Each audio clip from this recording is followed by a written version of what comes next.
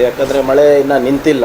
So ಮೊದಲನೇ ಹಂತದಲ್ಲಿ ಏನು 1,05,050 ಹೆಕ್ಟೇರ್ ಏನು ಹಾನಿಯಾಗಿತ್ತು ಅದನ್ನು ಕೂಡ ದೃಢಪಡಿಸಲಿಕ್ಕೆ ಇವಾಗ ಕಷ್ಟ ಆಗುತ್ತೆ. ಯಾಕಂದರೆ ಸಾಕಷ್ಟು ಕಡೆ ಮಳೆ ಬರ್ತಾಯಿದೆ, ಒಂದನೇದು. ಎರಡನೇದು, ಎಲ್ಲ ಕಡೆ ಪ್ರದೇಶದಲ್ಲಿ ಕೆಸರಿರುತ್ತೆ, ಹೋಗಲಿಕ್ಕೆ ಕಷ್ಟ ಆಗುತ್ತೆ.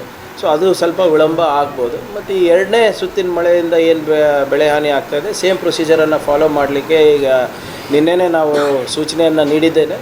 ಮತ್ತು ಮಾನ್ಯ ಮುಖ್ಯಮಂತ್ರಿಗಳ ಗಮನಕ್ಕೆ ನಾಳೆ ಕ್ಯಾಬಿನೆಟ್ ಆದಮೇಲೆ ನಾನು ತರ್ತೇನೆ, ಇದನ್ನು ಅವ್ರ ಗಮನ ಸೆಳಿತೀನಿ ಇದ್ರ ಬಗ್ಗೆ. ಜಾತಿ ಗಣತಿಗೂ ಮೊದಲೇ ಈಗ ಕುರುಬ ಸಮುದಾಯವನ್ನು ಎಷ್ಟಿಗೆ ಸೇರಿಸೋಕ್ಕೆ ಈಗಾಗಲೇ ಒಂದು ಸಭೆ ಕೂಡ ಕರೆದಿದ್ದಾರೆ ಮೀಟಿಂಗಲ್ಲಿ. ನೋಡಿ, ಇದು ಜಾತಿ ಗಣತಿಗೆ ಸಂಬಂಧಪಟ್ಟಂತ ಅಲ್ಲ. ಕೋಲಿ ಸಮಾಜ ಇರ್ಬೋದು ಮತ್ತು ಕುರುಬ ಸಮಾಜದವ್ರು ಇರ್ಬೋದು, ಬೇಡಿಕೆ ಹಲವಾರು ವರ್ಷದಿಂದ ಇದೆ. ನಮ್ಮ ಹಿಂದಿನ ಸರ್ಕಾರದಲ್ಲೂ ಕೂಡ ಇದನ್ನು ನಾವು ಕೇಂದ್ರ ಸರ್ಕಾರಕ್ಕೆ ಕಳಿಸಿದಾಗ ಸಾಕಷ್ಟು ಬಾರಿ ಹಿಂತಿರುಗಿಸಿ ಕೆಲವು ಕ್ಲಾರಿಫಿಕೇಷನ್ಸ್ ಕೇಳಿದರು. ಕ್ಲಾರಿಫಿಕೇಷನ್ಸ್ ಕೂಡ ಕೊಟ್ಟಾಗ ಕೂಡ ಇನ್ನೂ ಮಾಡಿಲ್ಲ. ಆಂಥ್ರಪಾಲಜಿ ರಿಪೋರ್ಟ್ಗಳನ್ನು ಅನುಸರಿಸಿ ಮಾಡಬೇಕು ಅಂದ್ಬಿಟ್ಟು.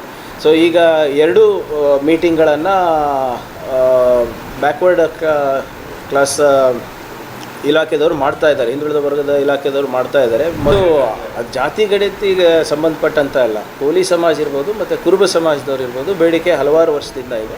ನಮ್ಮ ಹಿಂದಿನ ಸರ್ಕಾರದಲ್ಲೂ ಕೂಡ ಇದನ್ನು ನಾವು ಕೇಂದ್ರ ಸರ್ಕಾರಕ್ಕೆ ಕಳಿಸಿದಾಗ ಸಾಕಷ್ಟು ಬಾರಿ ಹಿಂತಿರುಗಿಸಿ ಕೆಲವು ಕ್ಲಾರಿಫಿಕೇಷನ್ಸ್ ಕೇಳಿದರು. ಕ್ಲಾರಿಫಿಕೇಷನ್ಸ್ ಕೂಡ ಕೊಟ್ಟಾಗ ಕೂಡ ಇನ್ನೂ ಮಾಡಿಲ್ಲ. ಆಂಥ್ರಪಾಲಜಿ ರಿಪೋರ್ಟ್ಗಳನ್ನು ಅನುಸರಿಸಿ ಮಾಡಬೇಕು ಅಂದ್ಬಿಟ್ಟು.